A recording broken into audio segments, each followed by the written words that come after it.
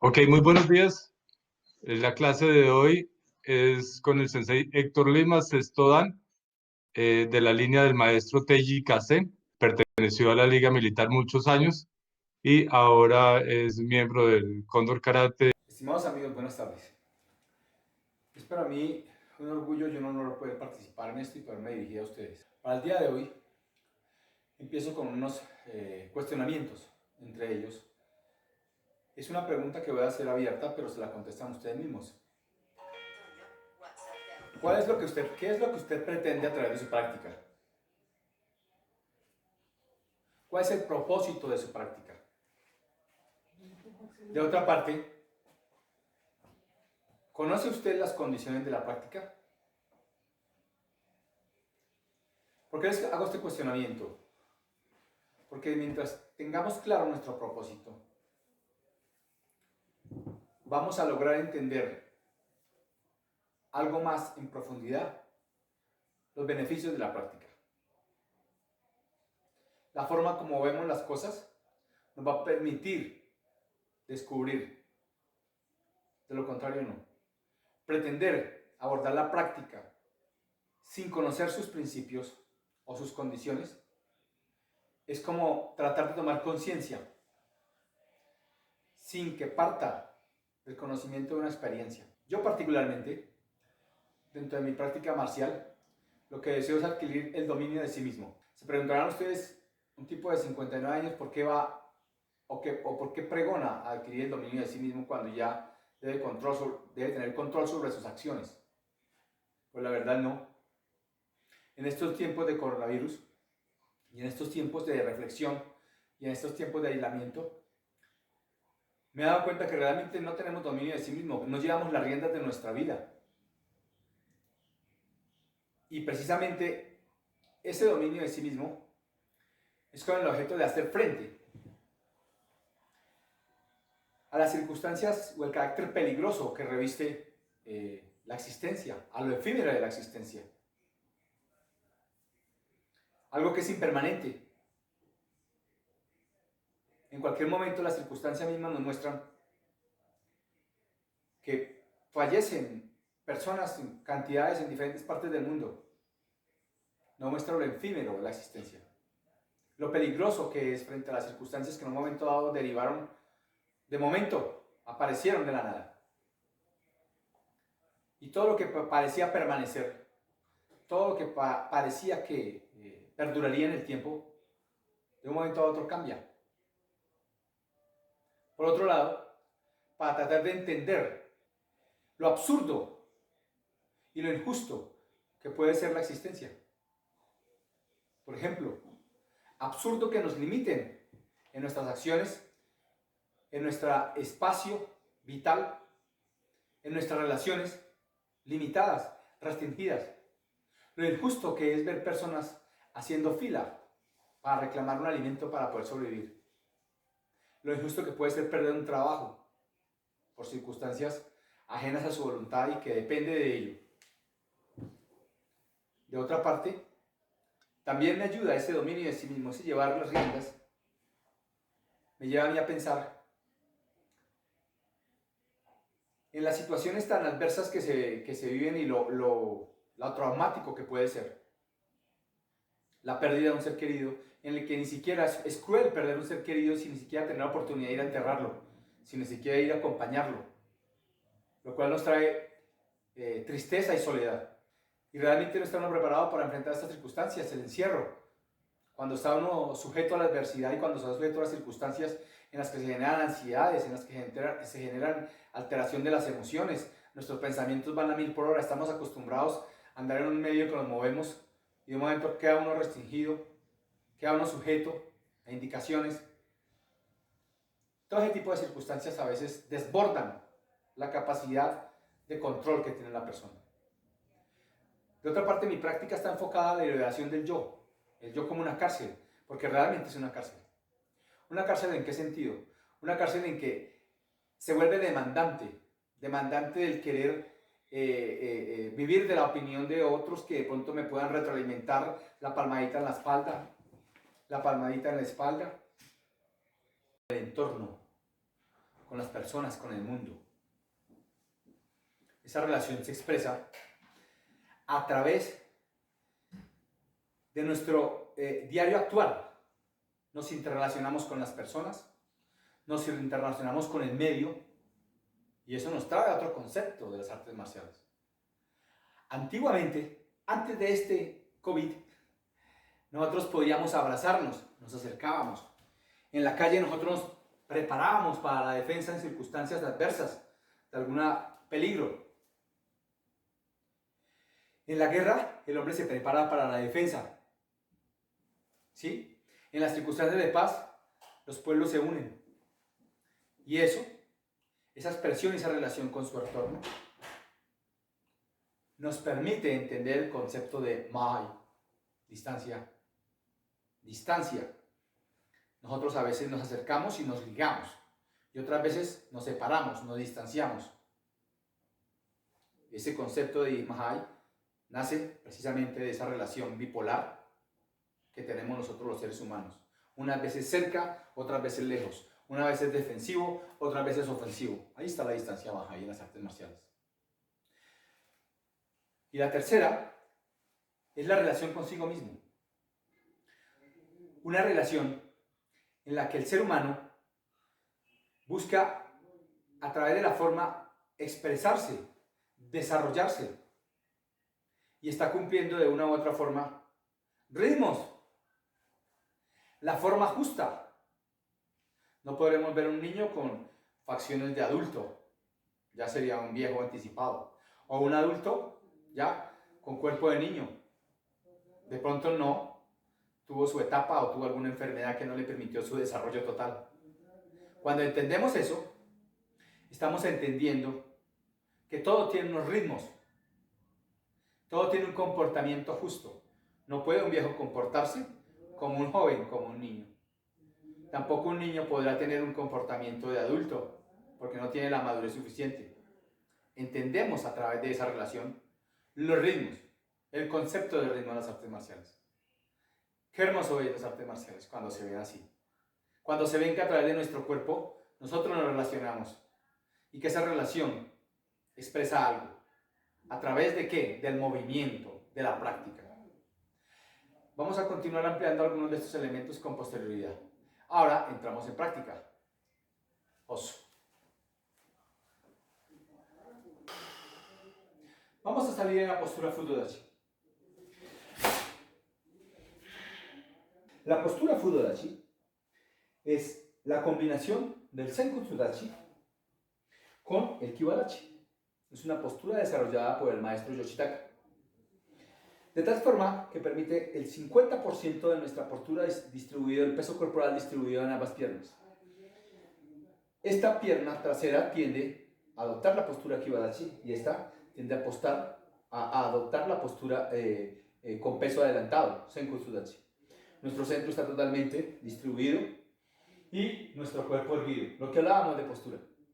Esta es la postura Fudodachi, la cual parte de los movimientos para la práctica del día de hoy. Vamos a hacer Sugiachi, Maigeri, Mawachi. Giramos,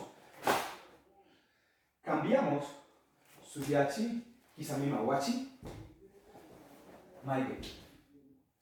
Lo hacemos ahora de lado.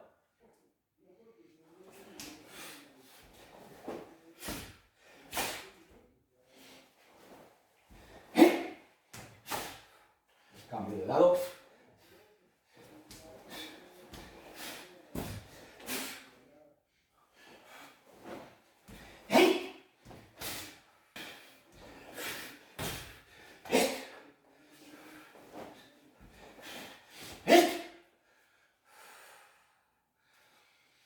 En este caso, nosotros estamos trabajando un concepto de Dachi en el cual trabajamos distancias largas o distancias medias. Owasa, distancias largas. Chubasa, distancias medias. En este caso, Chubasa, Sugiachi. Y distancias largas, Mawachigeri. Expresa un sentido de distancia.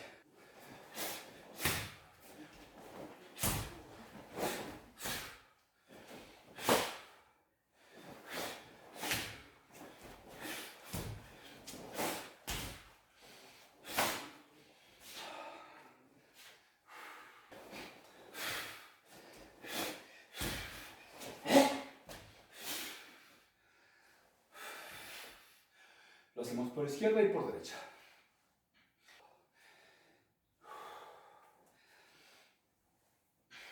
La movilidad muestra la intencionalidad hacia lo que es la disciplina del karate, el arte de la defensa personal. De suerte que aquí con esto damos por terminadas las técnicas de Kihon para pateo. Vamos con las técnicas de brazo. Explico. Sugiachi, Yoriachi, Kisamizuki. Sugiachi, Yakuzuki.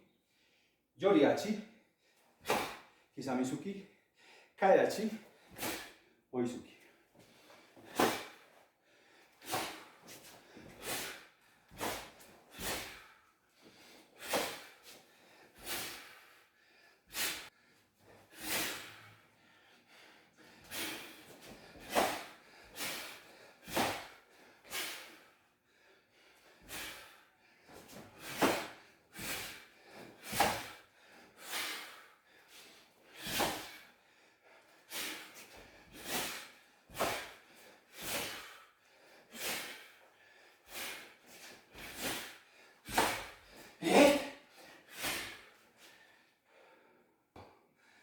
Entonces debemos saber aprovechar los espacios.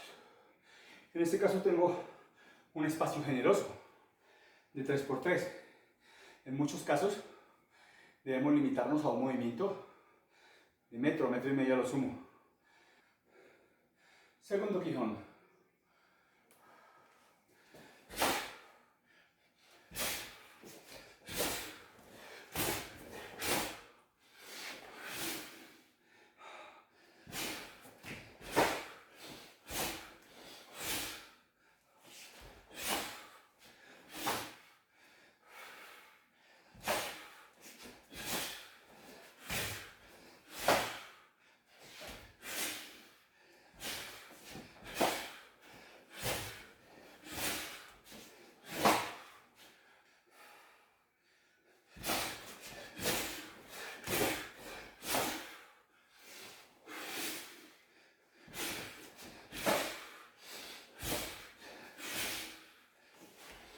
Hasta ahí hemos desarrollado parte de los principios sobre los cuales en este mismo escenario han hablado de otros instructores y sobre los cuales la educación física da cuenta de muchos de ellos. Pero recuerden ustedes, ¿cuál es su propósito? Mi propósito no solamente es el mejoramiento de la técnica y de la forma desde el punto de vista estético o desde el punto de vista de la fuerza, la velocidad o la resistencia. Mi propósito es un propósito más alto en el desarrollo interno, más alto en buscar mi centro, de buscar aquí mi ser, que se exprese mi ser y no que se exprese mi yo, que se exprese mi ser y no que se exprese mi quehacer, porque voy a formarme como maestro en el quehacer, pero no logro mi desarrollo en el ser. Es totalmente diferente. Por eso la práctica marcial tiene que abordar todas esas facetas. Y por esa razón requería yo del estudiante una voluntad férrea y una tenacidad de continuar. Porque de lo contrario, solamente se quedará buceando en la superficie. Tiene que bucear más profundo para poder encontrar lo que realmente buscan las artes marciales.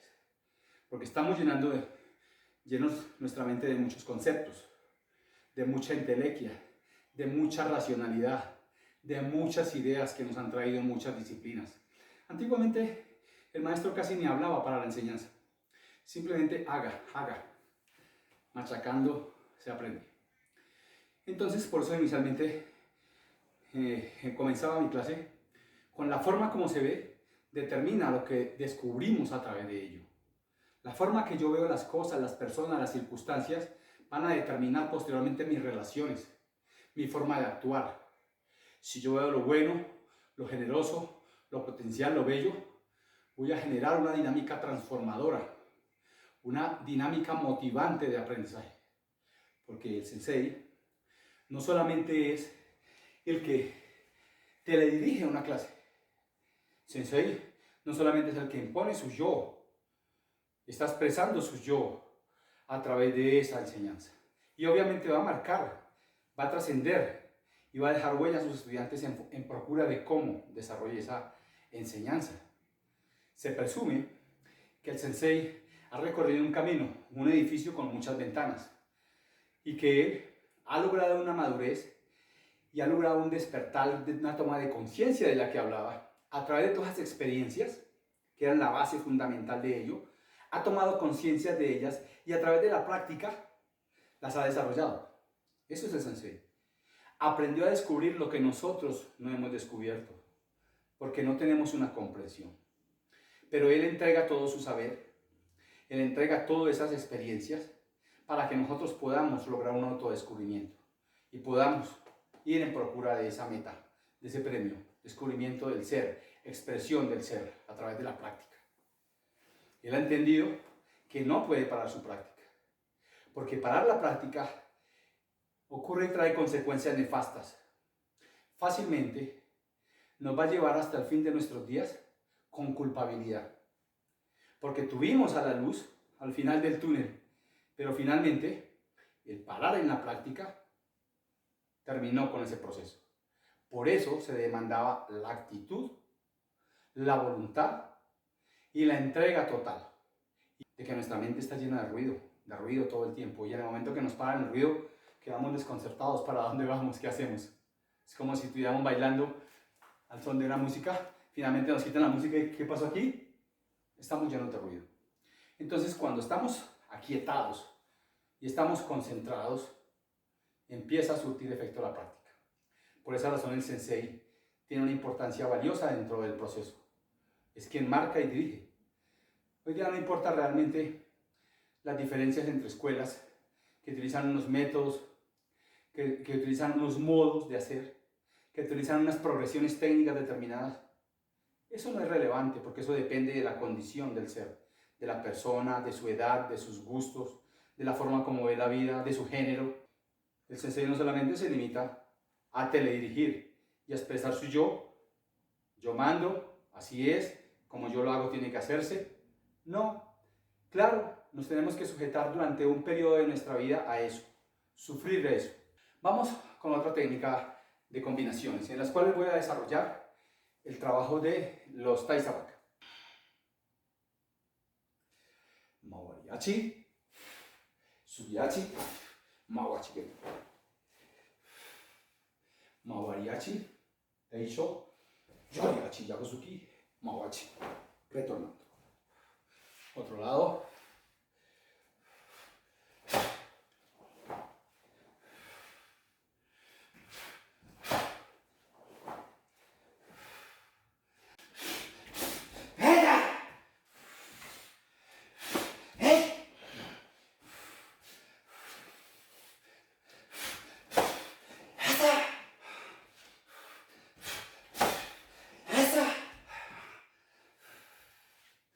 Ahora lo hacemos todo. De uno de mis maestros hace poco, corrigiéndolo, pero parece bien. Y el estudiante, como quien dice, ¿pero qué? ¿Se enamoró de mí? A mí también me ha pasado, solo que el maestro no sabe leer mi mente y si no ya me hubiera dado de tortas. Sí, a veces nuestro ego reacciona. Ahí está nuestro ego, ahí está el dominio de sí mismo. Héctor San, una vez más. No. Pienso yo, se enamoró de mí. No. Al contrario, ya pasó por ahí, él sabe lo que estoy haciendo y él sabe que tengo que volverlo a repetir. Entonces, ahí es otro concepto, la repetición. La repetición. Pero no la repetición sin sentido, la repetición por la búsqueda.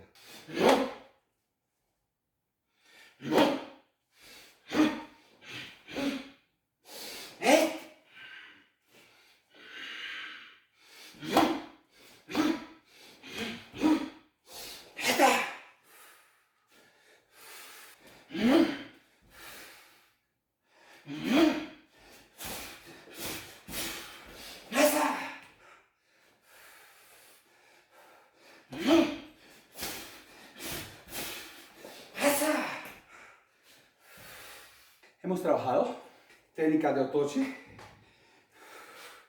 en Yoriachi. Luego hemos trabajado el concepto de Irimi, entrar diagonal y trabajo inverso de brazo. Posteriormente, mismo brazo, gente wasa, nagashi. Luego, el trabajo de los mecanismos de cadera del que hablaba, urami. Y posteriormente, trabajo rotacional de la cadera.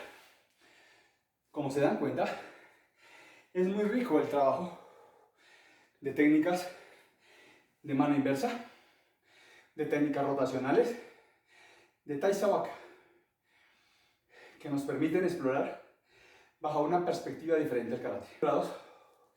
En las técnicas de karate a movimientos rectilíneos. ¿Por qué? Quizá por eso también llaman al karate del budo el cuadrado del budo.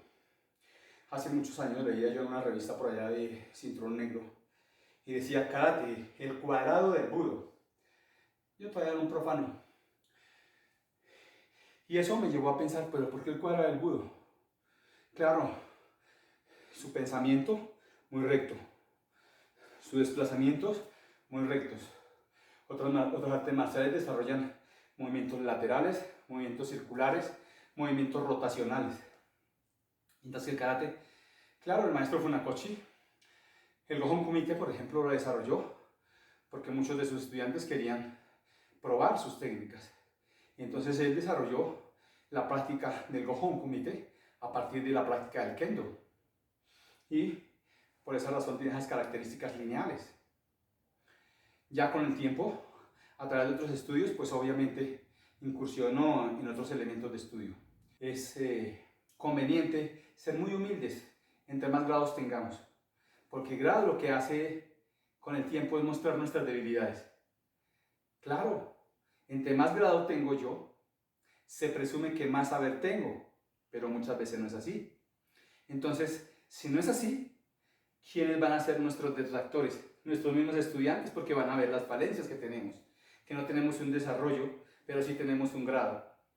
Entonces tienen que ir a la par el desarrollo con las experiencias, la conciencia a través de las experiencias y a través de la práctica. Es la única manera, es el único camino. Muy bien, ahora quiero tratar otro tema, entrando en el concepto de kata como estrategia educativa. El kata, por excelencia, es la herramienta a través de la cual se forman las progresiones, se forman los métodos de estudio y se desarrolla la práctica. El kata también puede ser un Kihon, pero el kata es tan rico que nos permite a través de su estudio y de su profundización desarrollar muchos elementos. Solo la práctica nos lleva al descubrimiento de nuestro centro. Solo la toma de conciencia con base en nuestras experiencias y la práctica nos van a llevar a esto. A un desarrollo del ser, no a un desarrollo del yo, del quehacer. Es fácil el desarrollo del quehacer, pero el desarrollo del quehacer está para algunos años. Mientras tengamos juventud, mientras tengamos fuerza, mientras tengamos velocidad. Pero después viene otro tipo de trabajo sobre el cual debemos incursionar. El kata nos lo enseña. Voy a trabajar un concepto de kata. Ahí el maestro Kase desarrolló el trabajo a partir de omote. Todos entendemos que omote es el derecho, la palma y el anverso, ¿ok? El kara y el seio, la fachada y el patio. Todo en la vida tiene ese concepto. De igual manera, el maestro Kase, para estos efectos, desarrolló su estudio en que, trabajándolo para el lado opuesto, podía desarrollar los dos hemisferios del cerebro y podía desarrollar la técnica desde otra perspectiva. Entonces vamos a empezar haciendo Heian Chodan en Ura. Heian Chodan, Ura.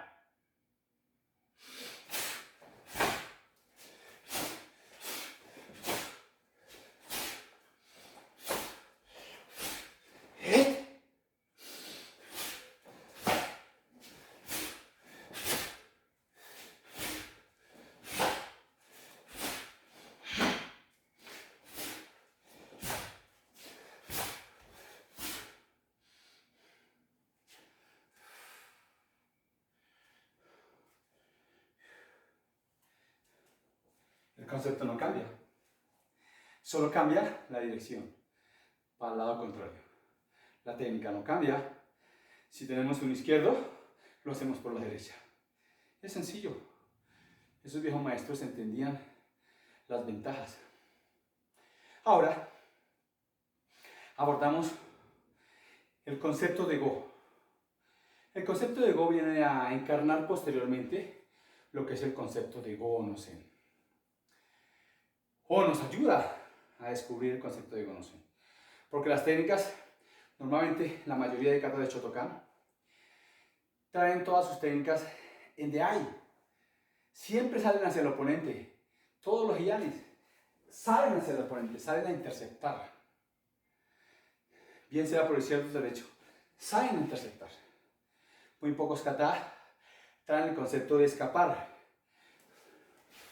Niushiho, Jin, Jon. ¿Ok? La mayoría trae el concepto de DI, entrar. En ese orden de ideas, el maestro Kase desarrolló un poco más esto. Quizá otro maestro lo haya incursionado en ese estudio porque no es propiedad y patentado de Kase Ryu. No, quizá otro maestro lo haya desarrollado, pero que lo haya hecho a la luz pública, el maestro Kase. Entonces vamos a hacer esto. En este caso la diferencia estriba en que no empiezo desde este punto, sino empiezo 3 pasos adelante, porque voy de para atrás. Y el concepto involucra los mismos elementos que siempre nos han enfatizado nuestros maestros sobre la forma, sobre la postura, sobre el trabajo respiratorio, sobre la actitud. Todos los conceptos que ya tenemos nosotros. Por eso preguntaba, ¿conocemos los conceptos para la práctica? El maestro Takahashi, hace poco que estuvo en un seminario, decía, correr no es karate. ¡Oh, qué verdad tan grande! Se lo decía a un compañero de la práctica en ese momento. Correr no es karate. Claro, se toman su tiempo, maduran. Los ritmos que hablábamos allá, ¿verdad? Los ritmos, la justa medida que nos hablaba de la relación con nuestro ser interior cuando estaba inicialmente en la charla. El maestro Yoshitaka siempre hizo énfasis a uno de las anécdotas que refieren en los libros antiguos. Realidad frente a formalidad. Espíritu, alma, ¿ok? Siempre hacemos alusión a que el alma está aquí, ¿ok? Pero tenemos que centrar aquí todo, en el gara. El maestro Hidetaka Nishiyama hablaba de agallas, de tripas. ¿Por qué se habla del concepto de seppuku aquí? Cuando los antiguos samuráis obtenían el fracaso, a los budas los ilustran con un vientre grande. Precisamente ¿por qué? Porque tiene centro, porque está ahí. No es porque era saludable a través de la barriga. No, no, no. Es una simbología sobre el centro, sobre que de aquí surge toda la vida. En Aikido hay una técnica que se llama Tenshin, cielo-tierra. ¿Ok? De hecho, el Ten no Kata, Ten significa cielo, universo. Por eso Ten no Kata significa Kata del universo. Fue desarrollado para efectos de la práctica de combate. Para muchos de los jóvenes que querían hacer combate y no querían probarse, el Ten no Kata simplemente es la ejecución de técnicas en Kihon Ippon Kumite. Si lo queremos traer a nuestro concepto actual. Es Kihon Ippon Kumite a diferentes niveles con diferentes técnicas. Así de sencillo es. En un orden preestablecido. Ten no Kata. Kata del universo. Entonces,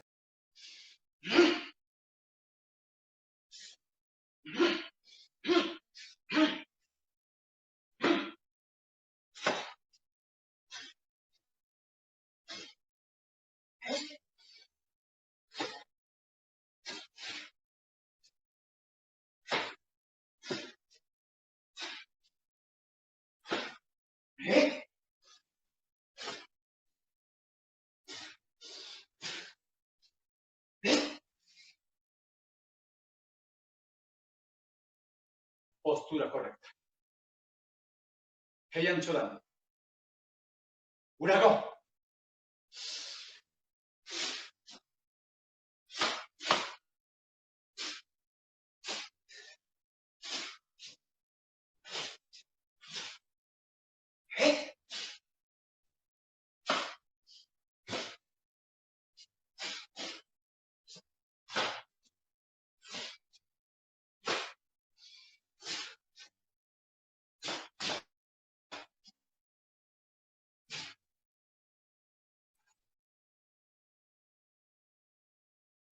Sensei, muchas gracias.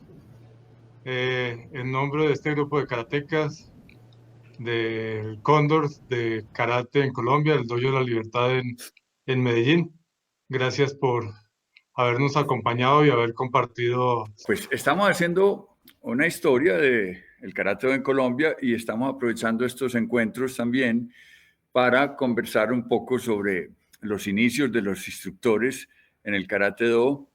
Así que cuéntanos unos 5 minutos, 10 minutos, cómo fue tu inicio en la práctica del Karate Do, la primera clase, con quién la recibiste, en dónde, cuándo, qué edad tenías y cómo fue después esa trayectoria. Bueno, mis inicios fueron realmente en las empresas centrales de Induacero, donde fabricaban las neveras y estufas centrales. Había un sindicato el cual pues mi padre trabajaba en esa empresa y entonces dada la época Bruce Lee y era todo este rollo de cineastas allá promocionando artes marciales, allá recibí de un marrón, fue mi la primera clase. Yo todo entusiasta, todo gomoso, tenía 17 años pasaditos. Y ahí fue mi primera clase. Después, cuando ya me incorporé a la milicia, en la escuela militar, conocí a mi maestro, que fue Jorge Eliezer Camacho González, que en paz descanse y a quien le debo mucho de mi formación de a través de su enseñanza me dejó mucha educación marcial y incluso me enseñó más de lo que debía, porque posteriormente, a través de él, una vez salí de la escuela militar y completé mi ciclo de formación, ya graduado, tuve la oportunidad de conocer la escuela de la 35 con 16 del maestro Enrique Rey. Allá llegué yo de amarillo y allá conocía pues a muchos de los instructores de la Asociación de Cinturones Negros, de la cual posteriormente fue que obtuve mi Chodan. Y allá el maestro Enrique Rey, un maestro a quien admiro mucho, y una vez intentando imitarlo, me quedó el nudillo así, lastimado de ahí para acá, intentando romper, no 7, un ladrillo.